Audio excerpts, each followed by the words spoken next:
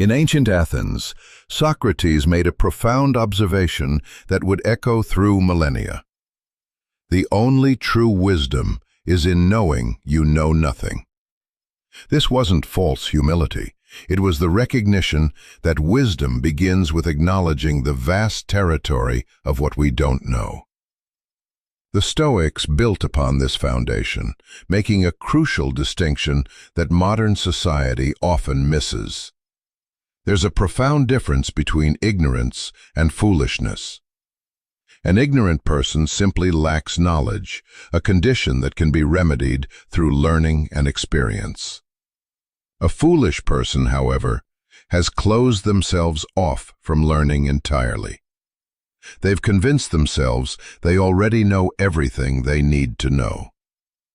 Marcus Aurelius, who ruled the most powerful empire on earth, filled his private journals with reminders of his own limitations and potential for error.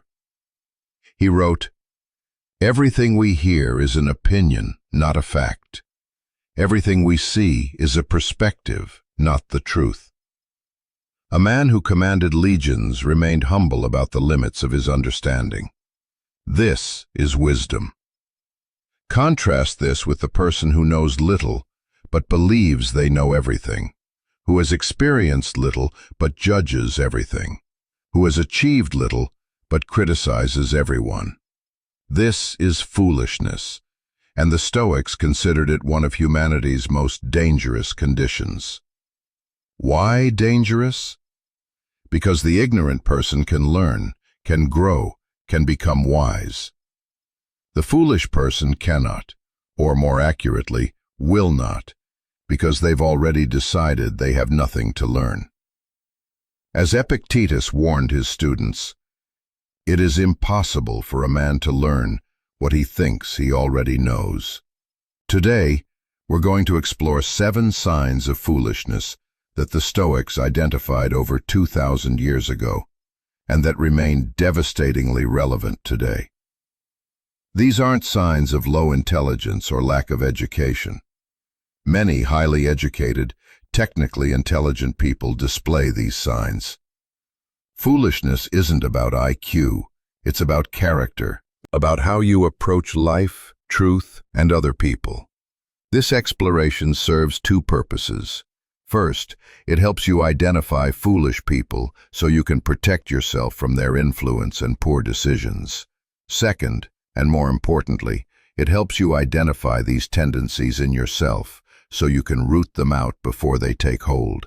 As Seneca wrote, "Everyone makes mistakes, but the wise person learns from them, while the foolish person repeats them endlessly."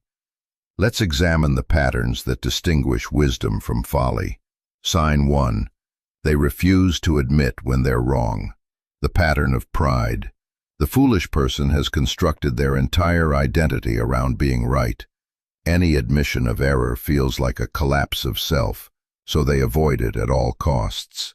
When confronted with clear evidence that they're wrong, about a fact, a decision, a prediction, they don't acknowledge it. Instead, they deflect, defend, rationalize, and reframe. You'll see them perform impressive mental gymnastics to avoid saying 3 simple words. I was wrong. They'll move goalposts, redefine terms, claim they were misunderstood, or insist that changing circumstances invalidated their original position. They'll say, I may have been slightly off about some details, when they were fundamentally, catastrophically wrong about everything. Watch what happens when they make a prediction that doesn't come true, give advice that leads to disaster, or take a position that's proven incorrect. A wise person says, I was wrong. I misunderstood the situation. I learned something. A foolish person says, well, I would have been right except for these unexpected factors that no one could have foreseen, even though many people did foresee them. This isn't occasional. It's a pattern. The foolish person has been wrong many times, has made countless errors in judgment, has given advice that blew up in people's faces. But if you ask them, They've never actually been wrong about anything important. There's always a technicality, always an explanation, always a way to preserve the fiction of their infallibility. Why this reveals foolishness. Marcus Aurelius wrote, "If someone is able to show me that what I think or do is not right, I will happily change, for I seek the truth by which no one was ever truly harmed." Notice the phrase, "I will happily change." The wise person welcomes correction because they value truth more than ego. The Stoics understood that being wrong is how we learn.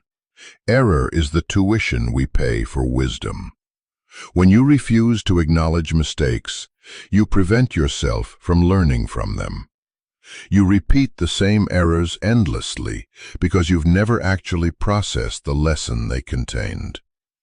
Moreover, the inability to admit error reveals profound insecurity. It suggests that your sense of self is so fragile that acknowledging a mistake threatens your entire identity. This is the opposite of the Stoic ideal, a solid character that remains intact regardless of external circumstances, including being proven wrong. Epictetus taught his students that the wise person's internal dialogue sounds like, "I believed X. New evidence suggests Y is actually true. Therefore, I will now believe Y, and I'm grateful to have been corrected before I acted further on false beliefs." The foolish person's internal dialogue is, "I believed X. Evidence suggests Y. But I can't admit I was wrong, so I'll find a way to make X still seem right. Or I'll attack the person presenting evidence for Y.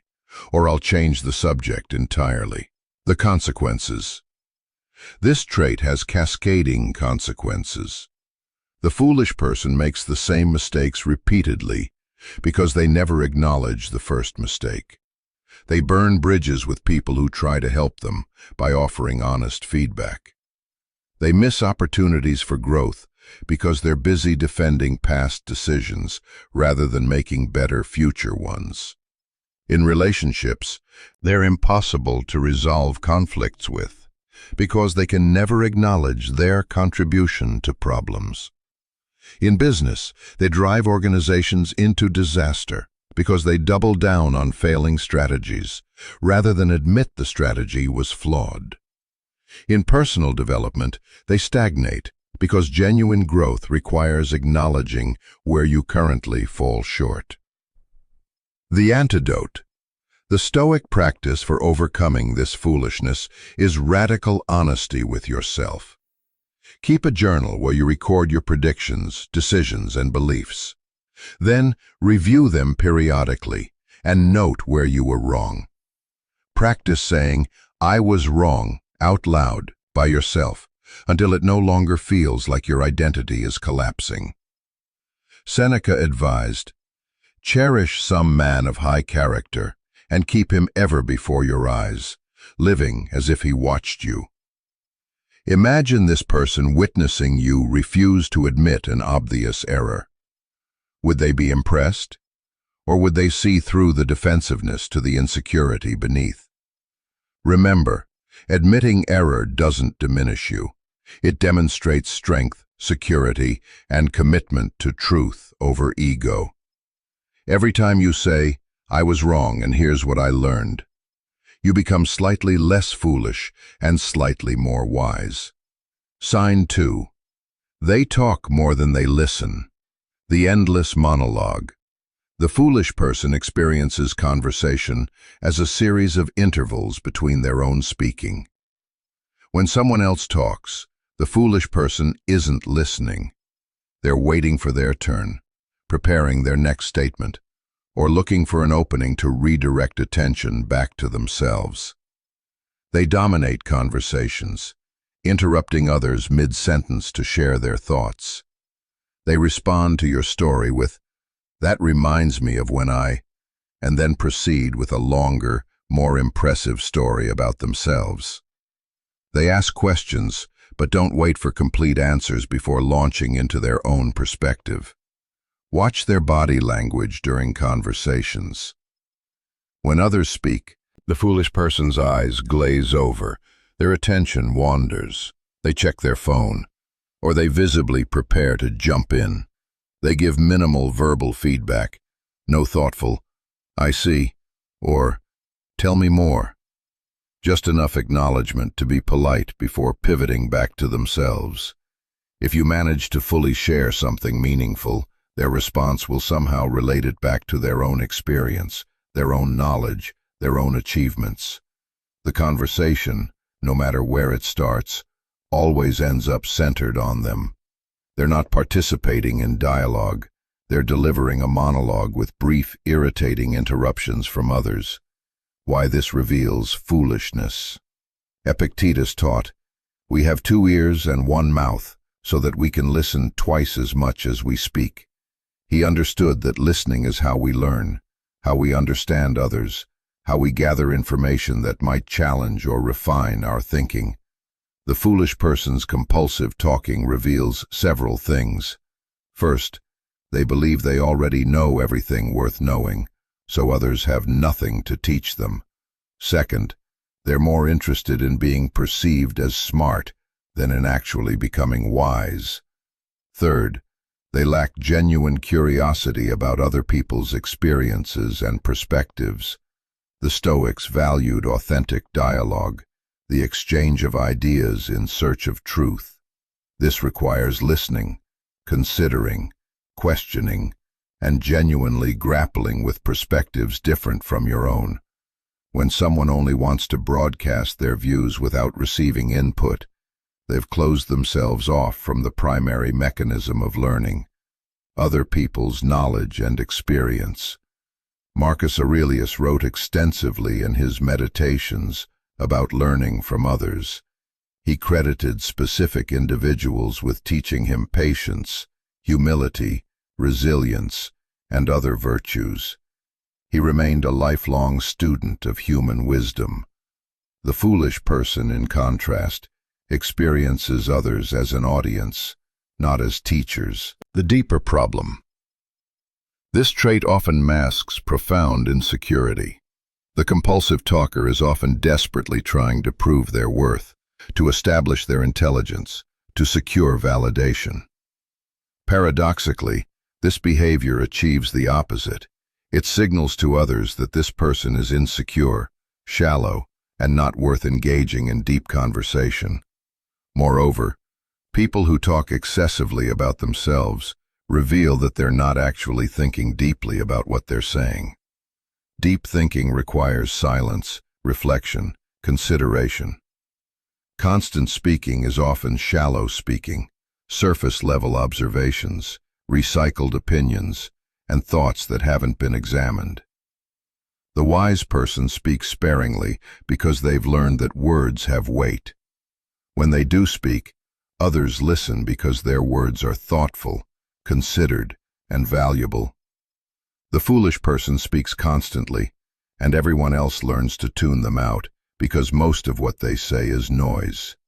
The consequences. The compulsive talker misses countless opportunities to learn from others. They fail to build deep relationships because relationships require mutual interest and attention. They make poor decisions because they never gather enough information from diverse perspectives. They remain trapped in their own limited understanding because they never seriously engage with views different from their own. People avoid them. Those who can't avoid them learn to share nothing meaningful because they know it will either be ignored or turned into an excuse for another monologue. The foolish person wonders why they have no real friends, never realizing it's because they've never shown genuine interest in anyone else. The antidote. The Stoic practice is to implement what might be called the 70-30 rule. Listen 70% of the time, speak 30%. When someone shares something, practice active listening.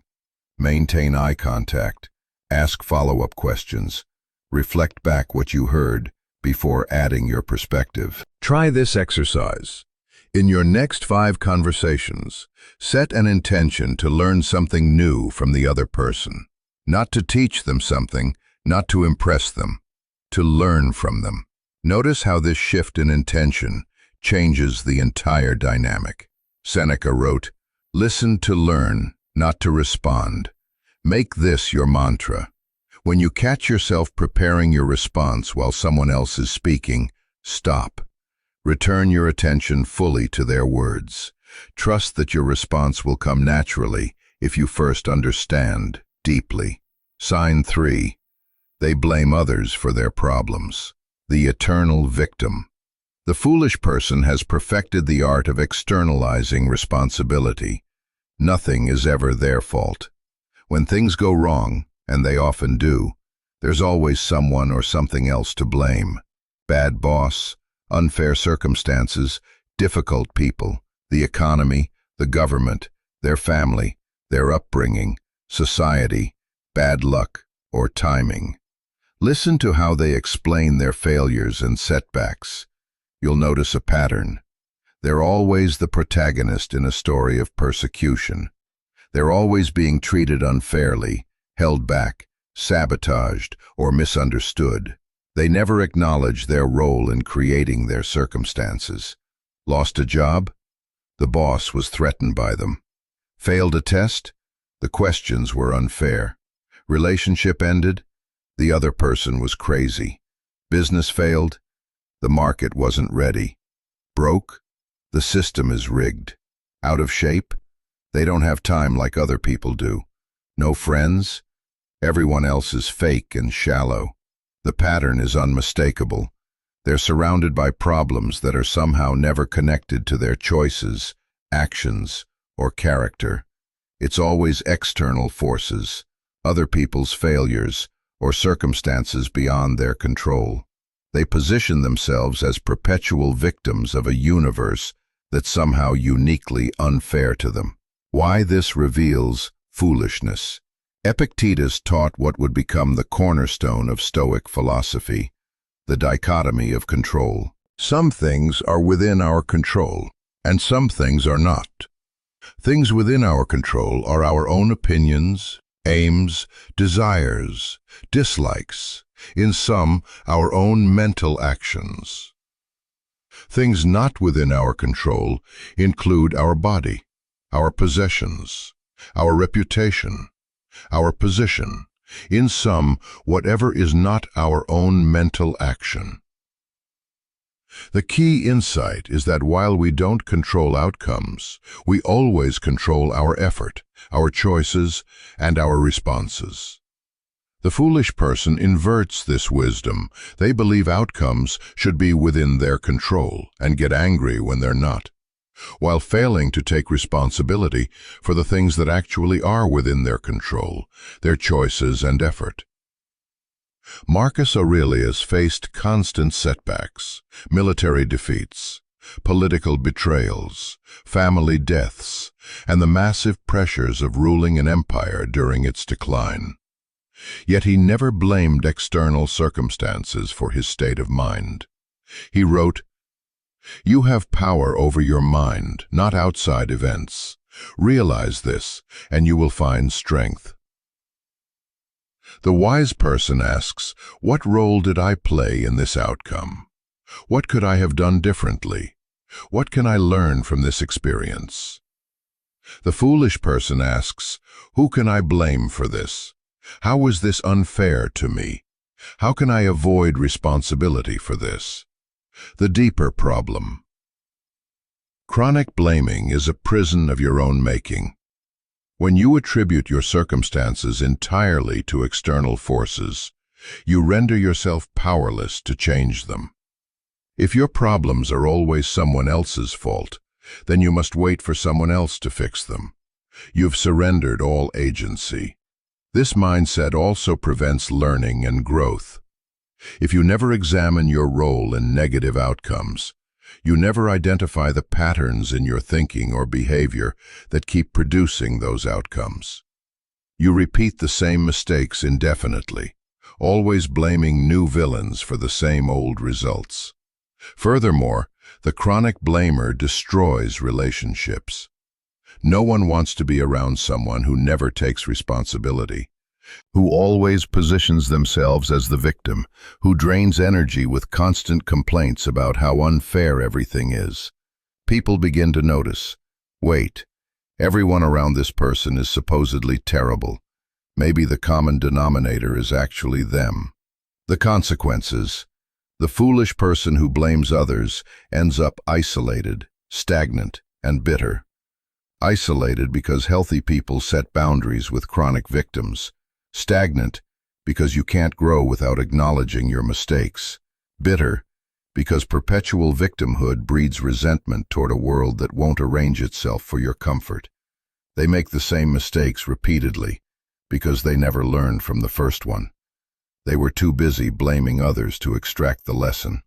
They miss opportunities because they spend energy complaining rather than strategizing. They remain powerless because they've given all their power away to external circumstances. The antidote. The Stoic practice is radical responsibility. When something goes wrong, your first question should be, what was within my control in this situation, and how did I use that control? Not to beat yourself up, but to identify leverage points for improvement. This doesn't mean you ignore genuine injustice or pretend external factors don't matter. It means you focus on the intersection of what matters and what you can influence. As Seneca wrote, we suffer more in imagination than in reality. Often, the circumstances we blame aren't as determinative as we claim. We're using them as excuses for not taking action we're afraid to take. Practice this reframe. Instead of, this happened to me, say, I'm in a situation where this has occurred, and I have choices about how to respond. Instead of, they ruined everything, ask, what could I have done differently, and what will I do differently next time? Remember, taking responsibility isn't the same as taking blame. Responsibility is empowering. It means you have agency to create different outcomes. Blame is paralyzing. It keeps you stuck in resentment. Choose power over powerlessness. Sign 4. They're ruled by their emotions. Emotional tyranny. The foolish person is a puppet of their passions. When they're angry, everyone knows it. They lash out, yell, slam things, send inflammatory messages. When they're excited, they make impulsive decisions without thinking through consequences. When they're afraid, they freeze or flee from necessary action. Their emotions dictate their behavior, with no rational intermediary. You can predict their responses based solely on their emotional state. In a good mood, they're generous, agreeable, and pleasant. In a bad mood, they're hostile, irrational, and unreasonable. Their judgment, their treatment of others, even their stated values, shift with their feelings, like a weather vane in a storm. They make major life decisions based on temporary emotional states, quit jobs in anger, end relationships impulsively, make purchases to feel better, move across the country on a whim. Later, when the emotion passes and consequences arrive, they're confused about why they acted that way. I wasn't thinking clearly is their constant refrain, and they're absolutely right. They weren't thinking, they were only feeling. Watch how they handle minor frustrations. Traffic, slow service, technology glitches, small inconveniences. These trigger disproportionate emotional reactions. They allow transient circumstances to disturb their inner peace completely. They're constantly in emotional crisis over things that won't matter in a week, a day, or even an hour. Why this reveals foolishness. The Stoics didn't advocate for emotionlessness. They advocated for appropriate emotional response, what they called apatheia, which translates more accurately as equanimity than apathy. The wise person experiences emotions, but isn't controlled by them. Emotions provide information, reason provides guidance. Marcus Aurelius wrote, "You have power over your mind, not outside events. Realize this, and you will find strength. He understood that external circumstances trigger emotional responses, but we control whether those responses dictate our behavior. A wise person feels anger, but doesn't act from anger. They notice fear, but don't let fear make their decisions. Epictetus taught, "It's not things that disturb us, but our judgments about things." When something happens, we make a judgment about it. This is terrible. This is wonderful. This threatens me. And that judgment produces the emotion. The foolish person skips straight from event to emotion to reaction. The wise person inserts judgment and reason between event and response. Seneca wrote extensively about anger specifically, calling it temporary madness. He observed that people do things in anger that they regret once calm, that they destroy in moments what took years to build, that they prioritize the temporary satisfaction of venting over the long-term consequences of their actions. The deeper problem, being ruled by emotions, is a form of slavery. You're no longer a free agent making conscious choices. You're a reactor, bouncing from one emotional state to another like a pinball. Your life is chaotic because your internal state is chaotic, and you have no stable center from which to navigate. This creates massive problems in relationships. How can someone trust you if your treatment of them depends entirely on your mood? How can they build something stable with you if you might impulsively destroy it the next time you're upset? Emotionally volatile people are exhausting and unreliable. It also prevents good decision-making. The best decisions come from careful thought, consideration of consequences, and rational analysis. Decisions made in emotional states are almost always poor decisions that you'll later regret. The foolish person has a history of emotional decisions they had to spend years cleaning up. Moreover, emotional volatility indicates that you haven't developed the internal resources to handle life's inevitable difficulties. Every setback feels like a crisis. Every challenge overwhelms you. You have no resilience because you've never built the capacity to experience difficulty without falling apart. The consequences. The emotionally governed person lives in constant drama. Their life lurches from crisis to crisis, meltdown to meltdown. They burn bridges with good people during emotional outbursts. They sabotage their own goals with impulsive actions. They remain stuck because they keep making reactive decisions that create new problems. People learn they can't depend on this person because their responses are unpredictable and disproportionate.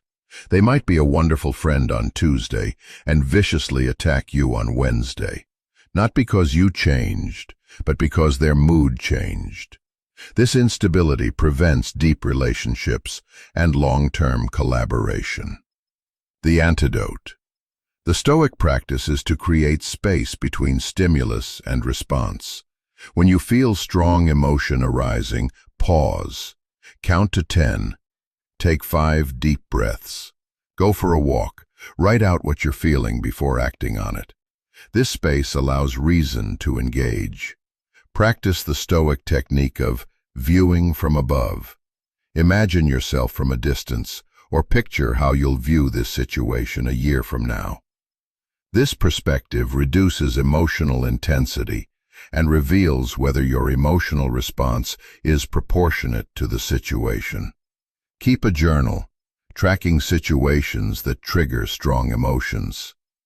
Over time, you'll notice patterns. Certain types of events consistently trigger you. This awareness allows you to prepare different responses. As Epictetus taught, first say to yourself what you would be, and then do what you have to do. Remember, emotions are valuable data, not commands. Feel them, learn from them, but let reason drive your decisions. This is the path from foolishness to wisdom. Sign 5, they judge quickly and harshly, the rush to judgment.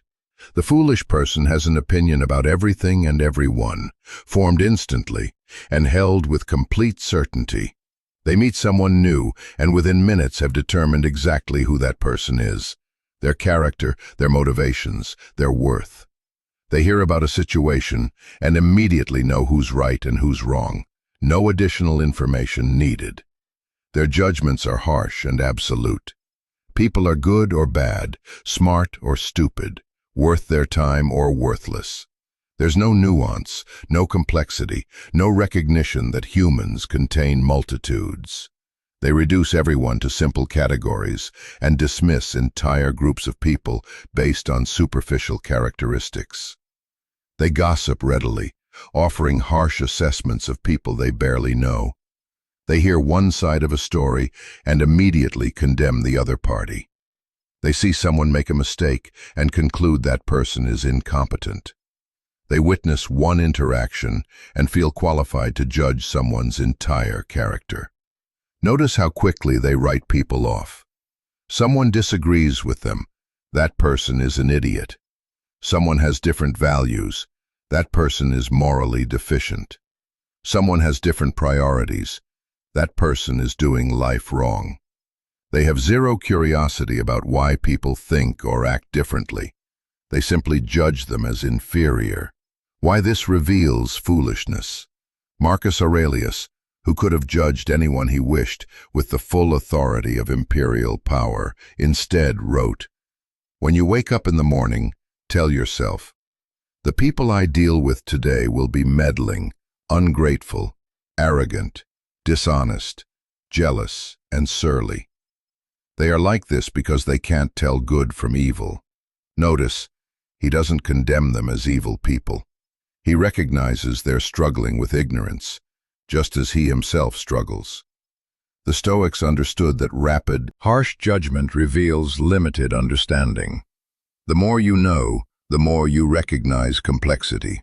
The wiser you become, the more reluctant you are to make definitive judgments without adequate information. As Epictetus said, "We have 2 ears and 1 mouth, so that we can listen twice as much as we speak, and by extension, understand more than we judge." Harsh judgment often masks the judge's own insecurity. By quickly categorizing others as inferior, the foolish person temporarily boosts their own ego. "I'm smarter than them, more moral than them, better than them." This constant comparison and judgment is exhausting and reveals profound insecurity about one's own worth. Seneca warned against this tendency. How much more grievous are the consequences of anger than the causes of it? Quick, harsh judgments are often anger in disguise. Anger that the world doesn't match our expectations. Anger that people are different from us. Anger that we can't control others. The deeper problem. Rapid judgment closes off learning. When you've decided within minutes who someone is, you stop observing, stop listening, stop learning. You miss the complexity, the contradictions, the humanity that every person contains. You reduce people to caricatures, which prevents genuine connection or understanding. It also guarantees you'll be wrong frequently. First impressions are often misleading. People are on their best or worst behavior in initial meetings. Surface characteristics rarely indicate deeper character. When you judge quickly, you judge based on insufficient information, which means your judgments are unreliable. Moreover, harsh judgment creates a hostile internal environment. When you're constantly judging others negatively, you develop a negative lens through which you see everything. Life becomes an endless parade of irritating, inadequate people who deserve your contempt. This is a miserable way to live, and it's entirely self-inflicted. The consequences. The quick judge lives in a world of their own creation, a world populated by simple caricatures rather than complex humans. They miss opportunities to learn from people they've dismissed. They fail to build relationships with people who could enrich their lives. They remain trapped in their limited perspective because they've judged everyone who might broaden it as unworthy of their attention. People sense when they're being judged harshly and quickly. They feel the energy of contempt and dismissal. As a result, They don't open up, don't share their depths, don't offer their best selves. The quick judge creates self-fulfilling prophecies. They judge people as shallow, so people act shallow around them, which confirms their judgment. The antidote. The Stoic practice is suspension of judgment, what the Greeks called epoche. When you meet someone or encounter a situation, practice saying, "I don't know yet, I need more information." Sit with the discomfort of not having an immediate opinion. Marcus Aurelius practiced this regularly, reminding himself, "Everything we hear is an opinion, not a fact. Everything we see is a perspective, not the truth." Make this your default assumption, that your first impression is probably incomplete and possibly wrong. When you find yourself making a harsh judgment, pause and ask, "What don't I know about this person's situation? What experiences might have shaped them? What am I missing?" This doesn't mean excusing bad behavior. It means recognizing that understanding requires more than superficial observation. Practice this thought experiment. Imagine the person you're judging is actually struggling with something you can't see. Depression, grief, chronic pain, difficult circumstances. How does that change your judgment? Often it transforms contempt into compassion. Sign 6. They never seek self-improvement. Comfortable in mediocrity. The foolish person reached their current level of capability years or decades ago and stopped there. They're not learning new skills, not reading challenging books, not seeking mentorship, not pushing themselves beyond comfortable competence. They've decided they're good enough and settled into stagnation disguised as contentment. They have the same conversations year after year, expressing the same opinions, telling the same stories, offering the same advice. If you knew them 10 years ago and meet them today, you'd find them essentially unchanged. Same habits, same level of capability, same way of thinking. Time has passed, but growth hasn't occurred. When opportunities for development arise, courses, books, challenges, new experiences, they decline. "I'm too old to learn that. That's not really my thing. I'm happy where I am." They've erected a wall around their comfort zone and refuse to venture beyond it. They view change as threat rather than opportunity. They make excuses for their lack of growth. Too busy, too tired, too broke, too late. But somehow they have time for hours of television, social media, or other passive consumption. They're not too busy for growth. They're unwilling to make growth a priority. They've chosen comfort over development. Why this reveals foolishness. Seneca wrote, "As long as you live, keep learning how to live." He understood that wisdom isn't a destination, but a journey. The moment you stop pursuing growth, you begin decline. Standing still isn't an option. You're either getting better or getting worse, developing or deteriorating. The Stoics believe that fulfilling your nature as a rational being requires continuous development of your rational capacities. Humans are designed for growth, for learning, for becoming more than we currently are. When you stop growing, you're violating your fundamental nature. As Marcus Aurelius wrote, "Adapt yourself to the things among which your lot has been cast, and love sincerely the fellow creatures with whom destiny has ordained that you shall live." Epictetus was particularly harsh about people who stopped learning. He said, "It is impossible for a man to learn what he thinks he already knows." When you've decided you know enough, have enough skills, are developed enough, you've closed yourself off from the very thing that could make your life richer and more meaningful. The wise person understands that every day offers opportunities to become slightly better, slightly more patient, slightly more skilled, slightly more understanding. The foolish person believes they've already arrived at their final form and sees no need for continued development. The deeper problem. Stagnation is invisible to the person experiencing it. You don't notice yourself not growing, because not growing feels like nothing is happening. But the world around you continues developing. Standards rise. Expectations shift. What was good enough 10 years ago isn't sufficient now. While you've stayed the same, everyone else has been improving, which means you're actually falling behind. This leads to increasing irrelevance. In your career, younger people with updated skills surpass you. In relationships, you have less to offer because you haven't developed greater depth, wisdom, or capacity. In life, generally, you find yourself less able to handle challenges because you haven't built new resources. Moreover, stagnation breeds boredom and meaninglessness. Humans need growth like plants need light. When we're not developing towards something, life feels flat and purposeless. Many people experience midlife crises, not because they're aging, but because they've been stagnant for years and suddenly realize they've wasted time they can't recover. The consequences.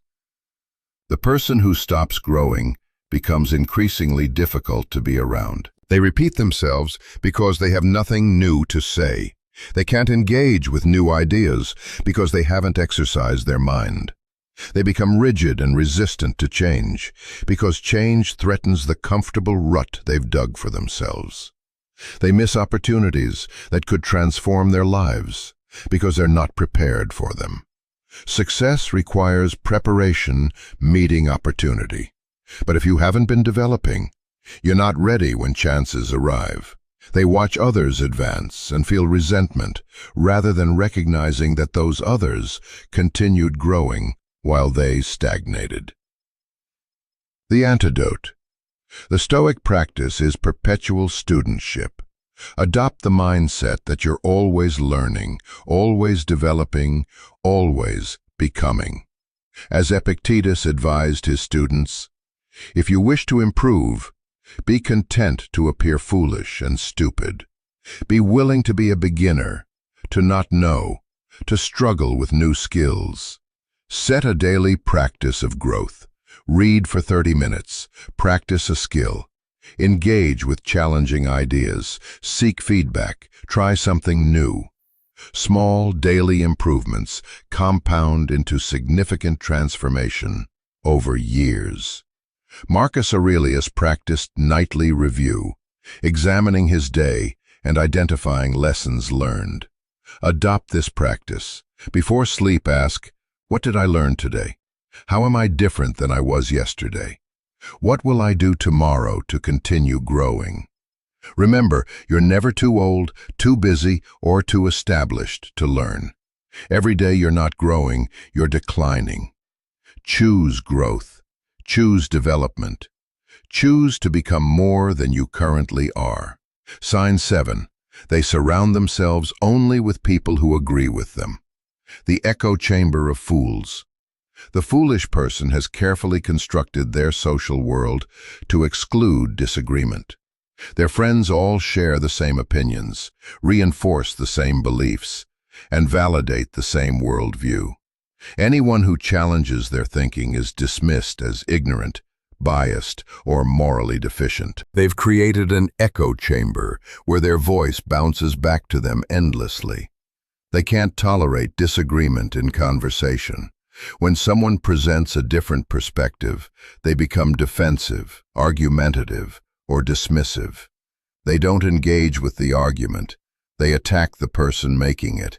You don't understand. You've been brainwashed. You're part of the problem. They can't distinguish between disagreement and disrespect. Notice who they spend time with. People who never challenge them, never question them, never push them to think more deeply. Their relationships are based on mutual validation rather than mutual growth. They've surrounded themselves with yes men and yes women who tell them what they want to hear rather than what they need to hear. They consume media that exclusively reinforces their existing beliefs. They follow social media accounts that share their perspective, read news sources that confirm their biases, and watch content that makes them feel right rather than challenged. They've curated their information environment to be a one-sided conversation with themselves. Why this reveals foolishness. Marcus Aurelius, despite being emperor, with the power to execute anyone who disagreed with him, actively sought diverse counsel. He credited different people with teaching him different virtues: patience from one, integrity from another, humility from a third. He understood that wisdom comes from engaging with perspectives different from your own. The Stoics valued dialectic, the practice of examining ideas through dialogue, questioning, and debate. Truth emerges from the clash of perspectives, not from the echo of agreement. Epictetus taught his students to welcome challenges to their thinking, because such challenges either strengthen sound beliefs or expose flawed ones. Either outcome is valuable. Seneca warned, associate with people who are likely to improve you. Notice, not people who agree with you, but people who improve you. Improvement often comes through challenge, through having your assumptions questioned, through encountering perspectives that force you to think more deeply. The foolish person fears disagreement because their beliefs are fragile. They haven't examined these beliefs rigorously, so they can't defend them effectively. Instead of strengthening their thinking through engagement with opposing views, they protect weak beliefs by avoiding anyone who might expose their weaknesses. The deeper problem. An echo chamber doesn't just fail to produce growth, it actively produces decline. When your beliefs are never challenged, they become increasingly disconnected from reality. You don't refine them, test them, or develop stronger arguments for them. Your thinking becomes lazy because it's never exercised against resistance. Moreover, you lose the ability to understand people who think differently. In an increasingly complex, interconnected world, this is catastrophic. You can't negotiate, collaborate, or even coexist effectively with people whose perspectives you've never seriously engaged with. You become tribal, seeing the world as us versus them, rather than recognizing the complexity of human thought. This also creates profound fragility. When you finally encounter serious disagreement, and you will, you have no experience processing it constructively. You react emotionally rather than rationally, because you've never developed the muscle of engaging with opposing views. Your worldview shatters at the first real challenge, because it was built on sand, not tested through rigorous examination. Furthermore, surrounding yourself only with agreement prevents you from recognizing your blind spots. We all have them. Areas where our thinking is flawed, our knowledge is incomplete, or our perspective is distorted by personal bias. The only way to identify these blind spots is through interaction with people who see things differently and are willing to point out what we're missing. The consequences. The person who only engages with agreement becomes intellectually brittle. Their thinking doesn't develop because it's never challenged. They become increasingly certain about things they understand less and less. They lose the ability to hold productive conversations with anyone outside their bubble, which increasingly isolates them. They make poor decisions because they never hear alternative perspectives that might reveal flaws in their thinking. They miss opportunities because they dismiss input from anyone who doesn't already agree with them. They become less effective in every domain: relationships, career, personal growth, because they're operating with a narrower and narrower understanding of reality. In relationships, they're impossible to resolve conflicts with because they can't engage with perspectives different from their own. In professional life, they become liabilities because they can't work effectively with diverse teams.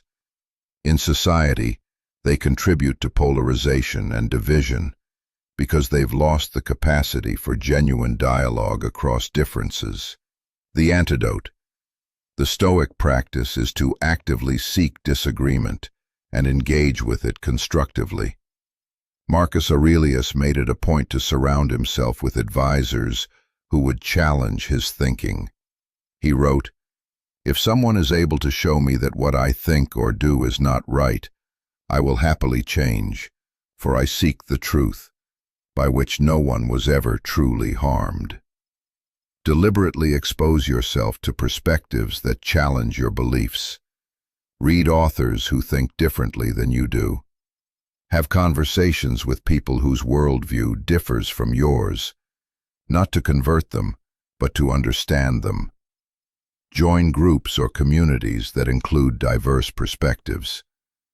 When you encounter disagreement, practice intellectual humility. Instead of immediately defending your position, ask, "What can I learn from this perspective? What might this person see that I'm missing?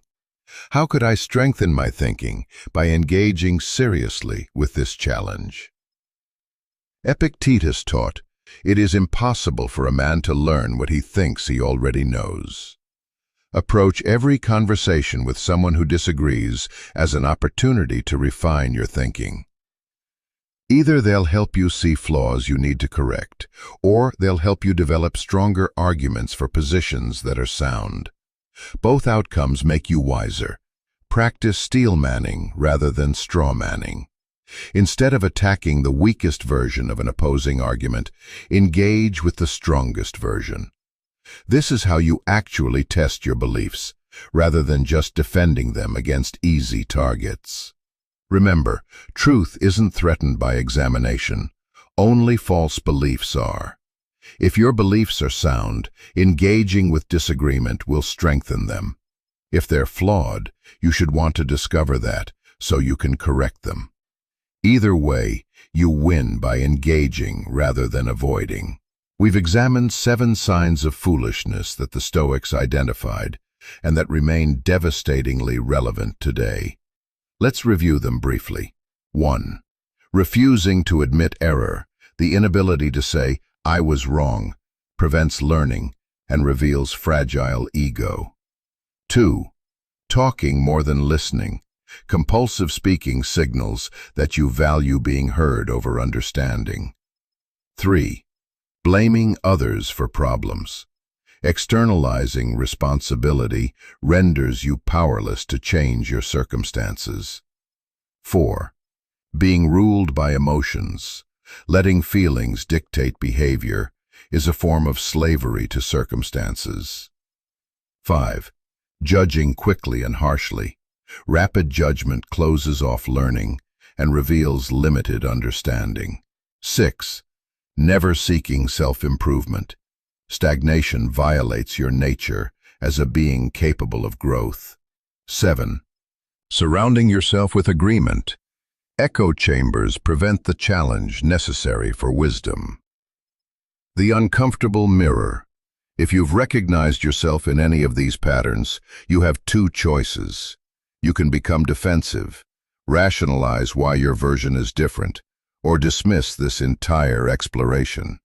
Or you can face the uncomfortable truth that you've been displaying foolishness and commit to changing. The Stoics would remind you, recognizing foolishness in yourself is actually the first sign of wisdom. As Socrates said, "The only true wisdom is in knowing you know nothing." When you can acknowledge your shortcomings honestly, you've taken the first step toward correcting them.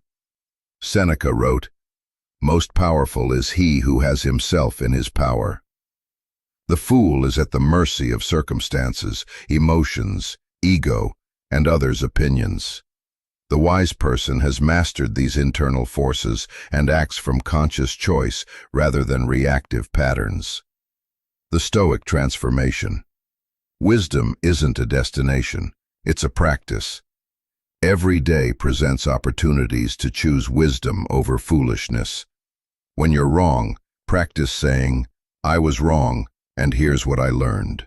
When in conversation, practice listening twice as much as you speak. When things go badly, practice asking, "What was within my control, and how did I use it?" When emotions arise, practice pausing before acting on them. When judging others, practice suspending judgment and seeking understanding. When comfortable, practice challenging yourself to grow. When everyone agrees with you, practice seeking out disagreement. These aren't easy practices.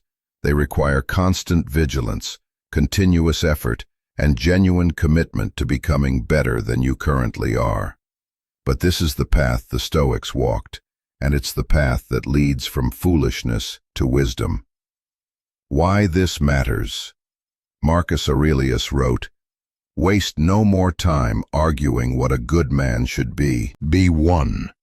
The same applies to wisdom. Stop theorizing about it and start practicing it. Every moment you continue in foolishness is a moment lost that you'll never recover. The stakes are high. Foolishness doesn't just make you less effective, it makes you miserable. The fool lives in constant conflict with reality, frustrated that the world doesn't match their expectations, resentful that others don't recognize their brilliance, confused about why things keep going wrong despite their certainty that they're right. The wise person, by contrast, lives in harmony with reality. They see things as they are, learn from experience, grow through challenge, and navigate life with clarity and purpose. They don't avoid difficulty, but they handle it with grace. They don't escape emotion, but they're not controlled by it. They don't pretend to have all the answers, but they continuously seek truth. The choice before you. You're standing at a crossroads. One path leads deeper into foolishness, defending your ego, avoiding growth, blaming others, and surrounding yourself with comfortable agreement. This path is easy in the short term, but leads to increasing irrelevance, isolation, and dissatisfaction over time. The other path leads toward wisdom, admitting error, seeking challenge, taking responsibility, and continuously developing. This path is difficult in the short term, but leads to increasing capability, connection, and satisfaction over time. Epictetus taught, "Circumstances don't make the man, they only reveal him to himself." This moment, reading these words, recognizing these patterns, is revealing something about you. The question is, what will you do with this revelation? The Stoics believed that every moment offers a choice. Will you live according to reason and virtue, or will you be swept along by circumstance and impulse? Will you choose the examined life that Socrates said is the only one worth living, or will you drift through existence on autopilot, repeating the same patterns that have kept you stuck? Final wisdom from the Stoics. Marcus Aurelius, facing the overwhelming responsibilities of empire while maintaining his philosophical practice, wrote, "You have power over your mind, not outside events. Realize this, and you will find strength." Seneca, who experienced both incredible wealth and ultimate betrayal, wrote, "It is not the man who has too little, but the man who craves more, that is poor." The foolish person craves external validation, easy answers, and comfortable certainty. The wise person has cultivated internal resources that make them rich regardless of circumstances. Epictetus, who rose from slavery to become one of history's greatest teachers, wrote, "Don't explain your philosophy, embody it." The path from foolishness to wisdom isn't primarily intellectual, it's behavioral. You become wise by practicing wisdom, by making different choices, by building different habits. The ultimate Stoic truth. The Stoics believed that we all have the capacity for wisdom. It's not reserved for the specially gifted or the highly educated. It's available to anyone willing to examine themselves honestly, acknowledge their foolishness, and commit to the daily practice of becoming wiser. You have everything you need to begin this journey right now. You don't need different circumstances, more resources, or permission from anyone else. You just need to make a choice, and then make that choice again tomorrow, and the next day, and the day after that.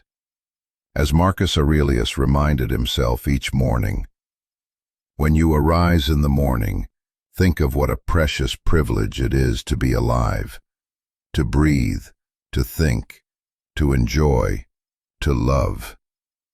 Each day is a precious opportunity to become less foolish and more wise. Don't waste it defending patterns that diminish you. Use it to build the character that you'll be proud to carry for the rest of your life. The choice is yours. It always has been. It always will be. Choose wisdom.